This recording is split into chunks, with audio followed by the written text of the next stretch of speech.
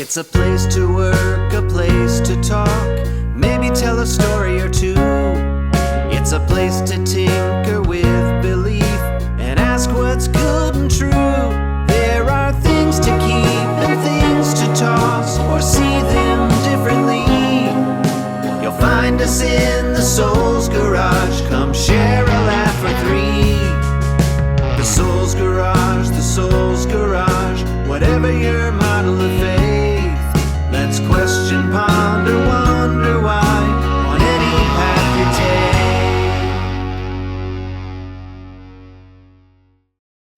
Hello, and welcome to the Soul's Garage.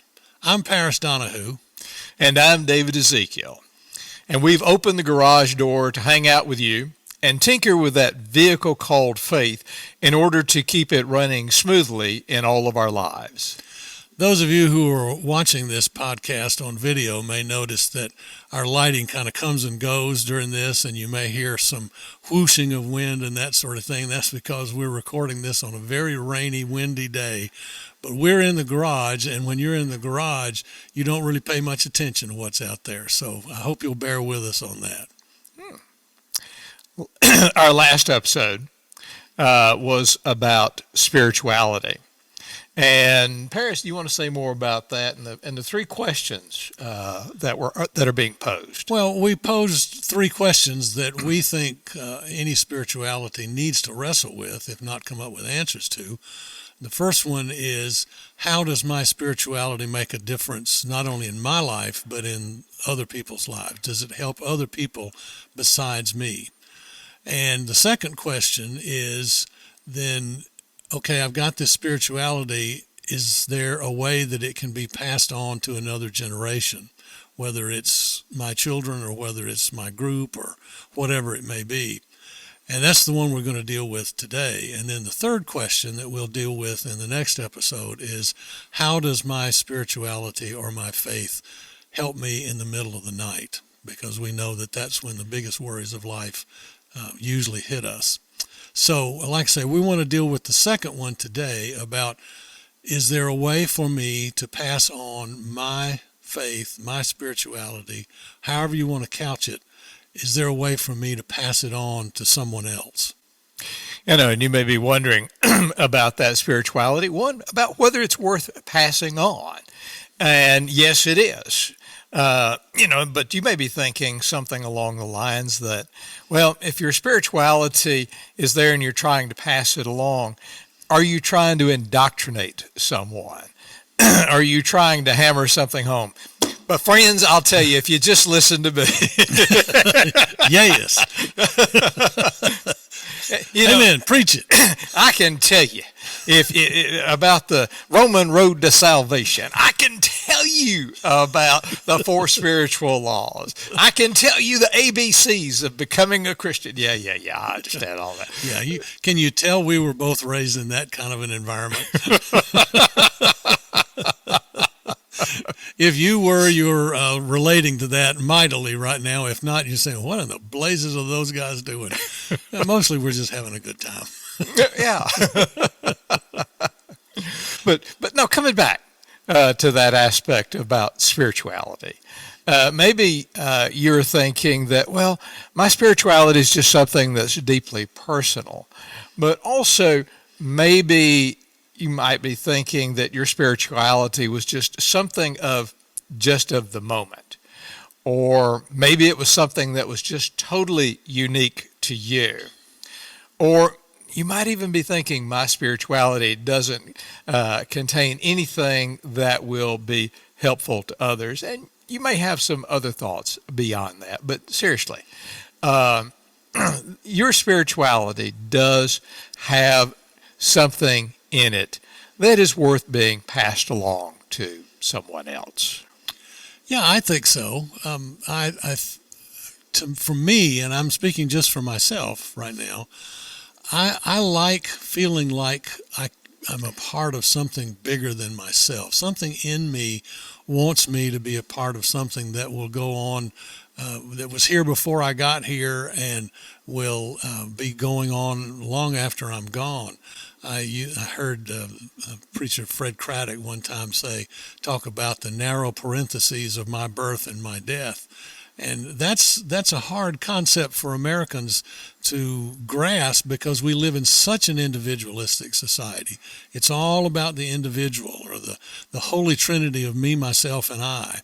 And so sometimes it's hard to grasp the idea of being a part of something bigger than myself, but I like the idea of whenever I put my toe in this thing called faith, there's a river flowing already that was there long before I got here and will be going on long after I'm gone. And I like the idea that I can be a part of something that I didn't see the beginning of and I will not see the end of as far as that goes. Mm-hmm. Yes, there is something about understanding and knowing that faith, spirituality, is like a river that has been flowing for eons and flowing to create the times in which we exist and the possibilities in which we can participate in the flowing of that river, and that as we continue on in our existence, we flow along even further into eternity. That's the whole idea about spirituality and faith being an ever-present, being an ever omnipresent kind of capacity. That's a big word. Omnipresent? Yeah. Mm-hmm. Mm-hmm. You might want to learn about that a little bit. You going to learn me that word? I'm going to learn him good. And that's the whole idea. In most religious faiths is that we are not just all that we are currently right now, that we are indeed part of eternity. And that's one of the things that faith teaches us, no matter about whether you're passionate about your faith and spiritual existence, or whether you have somewhat philosophical, cool, rational thought about that. Yeah, speaking of which, about being passionate, for me, that is one of the things that's so important to my faith and my spiritual journey, is being passionate. And I have to say that that's something that I inherited or was taught by my father. Now, let me say a couple of things about my dad. First of all, he never sat me down and said, now, this is something that's got to be important to your faith. This is something I learned from watching him and being around him. And you also have to understand that my dad and I were on opposite ends of the spectrum on an awful lot of things. Theologically speaking, we were very different. He was raised in that revivalist culture that David and I were both raised in, but he never left it like I did, emotionally or physically. The part where we grew up in was, yes, hallelujah! I'm sorry, well, that's quite all right. I interrupted your story. That's all right. Well, my pastor was much more cerebral about it. He'd say, hallelujah. Anyway, politically speaking, my dad probably thought that I was just a little bit to the left of Joseph Stalin. And I always thought he was a little to the right of Attila the Hun, which made for some very interesting family arguments. But one of the things that I remember was how deeply he felt his faith. One of my memories from high school was we were practicing the annual Christmas cantata one year, and we were singing this cantata, and there was a soprano solo in it where the soprano soloist was supposedly Mary singing to her newborn child, Jesus. And at one point she said something along the line was, shaped like a cross can it be? And my dad always broke down in tears at that moment, Now, as a 15, 16-year-old boy, I was embarrassed like all get out. Here's my dad blubbering in choir practice. But I learned from that and it took it into my soul as the years went on, that Dad was showing me that a faith that you can't feel in every fiber of your being, if it's not visceral and you can't be passionate about it, it's just like a museum piece. And so I appropriated that into my faith. That was, did Dad teach me a lot of tenets and dogma and all that kind of stuff as a way of passing on my faith? Not really. I mean, I got that at church. I got that just from growing up in the kind of home that I did and being in the culture that I did. But nobody else talked to me, ever showed me how to be passionate about my faith. But my dad did, and that's a part of his faith that still lives very, very deeply in me, and I'm glad about that. I liken it to being in a love story. You know, when you're in love with somebody, it's just so all-encompassing, and that's all you can think about. You know, it's so exciting, and you want to tell other people about it. Look, I want to tell you about this person that I'm seeing right now, and you're just passionate about that. And I like to think that I can be passionate about my relationship with God, in some sense of that word. Does it match exactly? No, but it's something that I can feel very deeply about, and it makes a big difference to me. That's something that has been passed along to me in terms of my faith and my spirituality. Now, for me, my faith, my spirituality tends to be more philosophical, cool, rationalistic.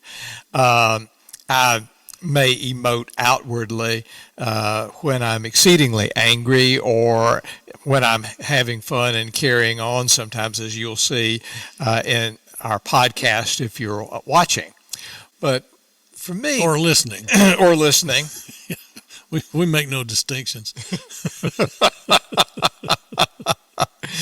But for me, I feel things a little bit more deeply, shall we say. My model, my hero, when I was growing up was Spock from the Star Trek series. Yes, he Live had... long and prosper. Yes, live long and prosper. Oh, well. And years of practice. Sure, because most people can't do that. For those of you just listening, he did the Vulcan salute. And I'm not even going to try.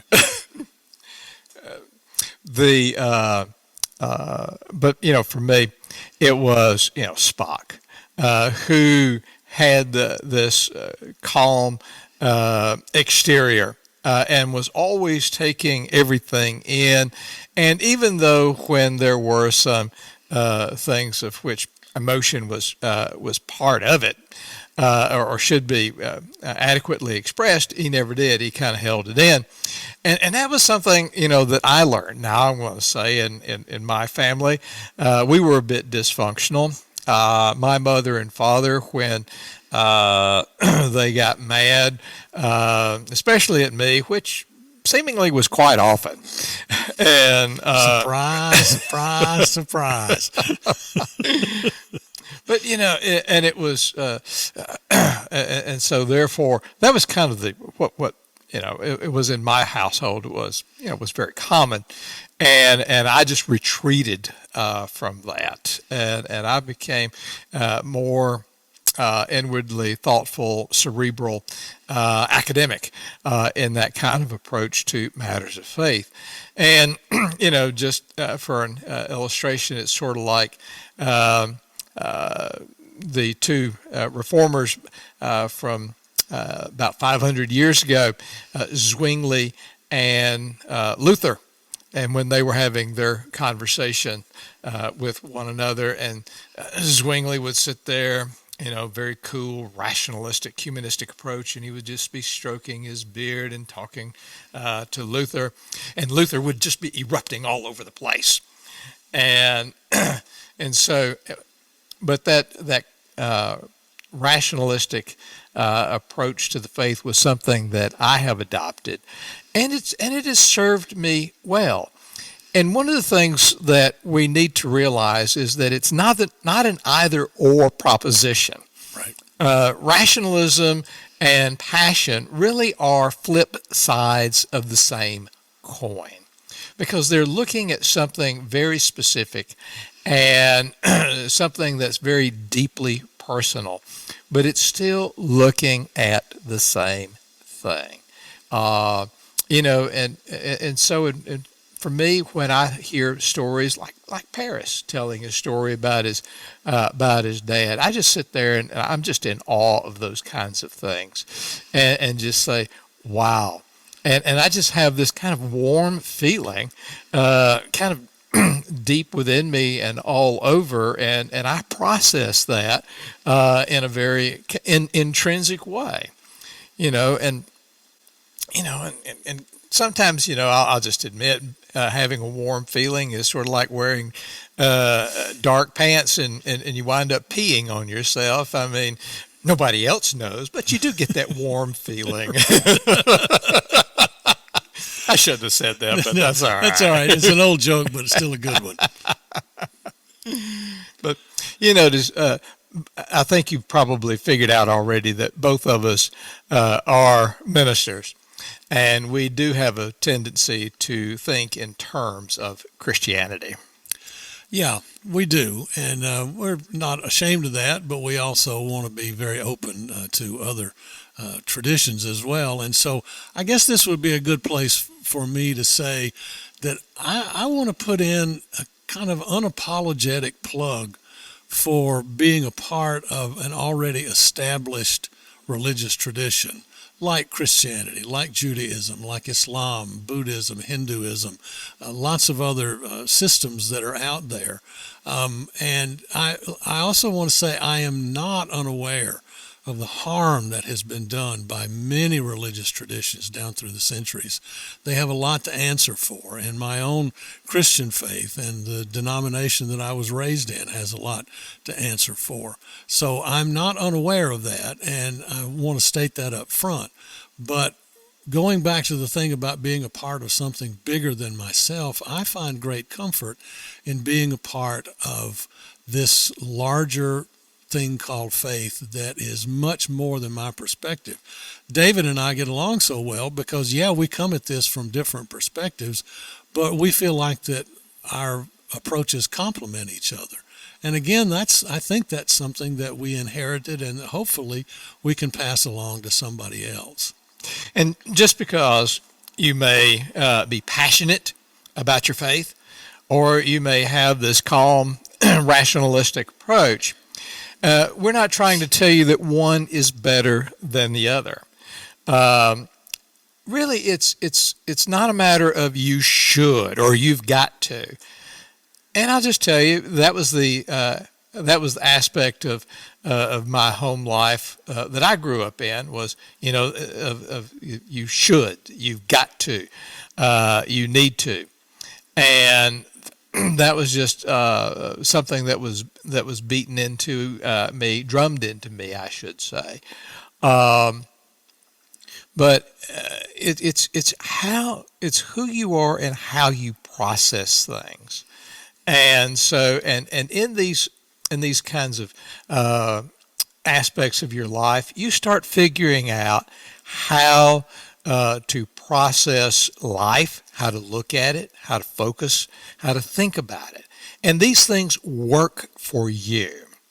And if it works for you, then it may be worth your while to help someone else who is struggling with anxiety or loneliness, heartache, who's struggling with long-term illness or something like that, and just pass along just some of the things that you have found that works for you, that maybe as they are grasping at things, they might find something in what you say that will work for them. That's why spirituality and that's why faith is worth passing along from one generation to the next. Yeah, there are traditions that have sustained millions of people over many millennia of time.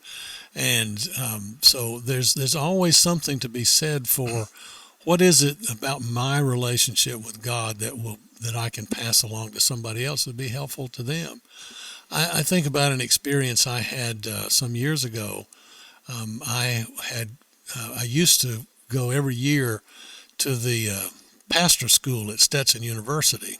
It was always great because they would have it late January, early February, when those of us who live who were refugees living in northern climes could get out of the snow and the ice for a week. And heard some great lecturers, and I had a group of friends that I only saw them once a year down there, and it was wonderful. Well, I hit a rough patch in my life. My marriage came apart. I was at loose ends about what to do for a career, and I was just lower. Like somebody said, I was so low I could have sat on a cigarette paper and hung my feet over the side. And so for several years, I was unable to go to that pastor school. Well, I met a wonderful woman, got married, blissfully happy, still am. Was called to another church, another job where I was blissfully happy there as well. So the first year after all of that, I went down to the pastor school in DeLand, Florida, was where it is at Stetson.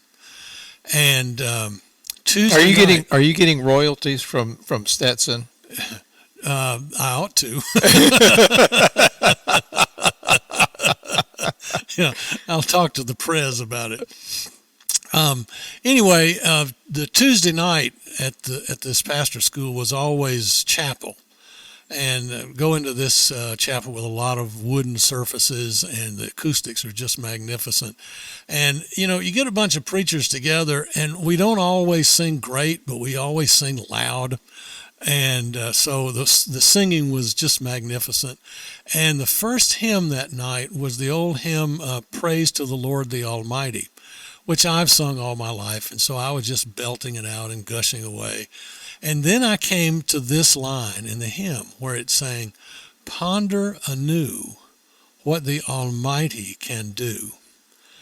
And I all of a sudden started thinking back about how the last time I was at the pastor school, how I wouldn't have given anybody a plug nickel for my life. And now here I was back in this with a new life, back with old friends, having a great time. And I did ponder anew what the Almighty could do, that God, I really felt like God had brought me through that rough patch, and now things were better on the other side. And I started to cry. Not weeping, blubbering, that sort of thing, but the tears really welled up in my eyes because I thought about those words and how true they were for me. Now, to this day, I guess I could look it up. I can't tell you who wrote that hymn, and it's really kind of immaterial, but whoever it was bequeathed something to me over many, many years of time that inhabited me in that moment, and I inhabited those words. It was something that was given to me over the years and in this river of faith that I was talking about that I did not expect, but it was such a gift to me that night. And that's why I think the whole thing about passing the faith along to someone else, if it was helpful to them, passing along to somebody else as well, because it certainly did do that for me on that particular night. Well, talking about that river of faith, that ponder anew is kind of an adaptation of one of the lines in the Psalms. And so that river of faith had extended almost 3,000 years, flowing through time and flowing through the lives of other individuals, and then flowing through the body and soul of that person who authored that line of which you sang, of which all of a sudden you discovered that this faith that had been passed down from generation to generation, it inhabited you, and at that particular moment you inhabited it. Mm-hmm. And it is carrying you also down the stream, and you're making a difference in the lives of somebody else. And folks, this is one of the things that for me, I just find these kind of stories that individuals tell to be totally great, to be totally insightful. And it gives the opportunity for others to see and discover that they're not alone in this process, that they're not alone in these kinds of discoveries. And this is what we're wanting to do for you through this podcast, is how you can find these aspects of the stories of which we share that inhabit us, they can also make a difference for you. Paris processes things more emotionally. Like I said, I process things more cerebrally. And where I take them and I just kind of sit back and think and analyze and such, and it's made a difference for him, but also it makes a difference for me in how you look at aspects of faith. And we'd really love to explore this some more with you in future episodes, and hopefully that you might find these things helpful. But I guess, Paris, we might need to close the garage door today. Yeah, I think Mama's calling us to the house for supper. It's time to close the garage door and head inside. So until next time, I'm David Ezekiel. And I'm Paris Donahue. And we'll see you again soon at the Soul's Garage. Bye now. Bye.